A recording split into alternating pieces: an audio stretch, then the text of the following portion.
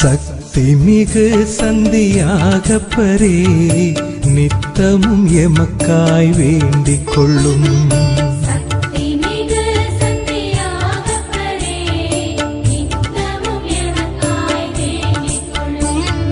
சக்தி மிகு சந்தியாகப்பரே நித்தமும் எமக்காய் வேண்டிக் கொள்ளும்.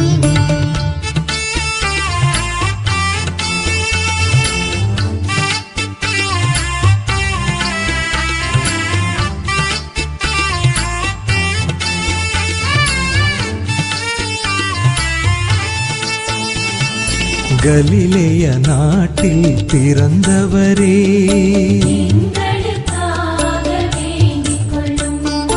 ஆண்டவர் அழைப்பினை ஏற்றவரே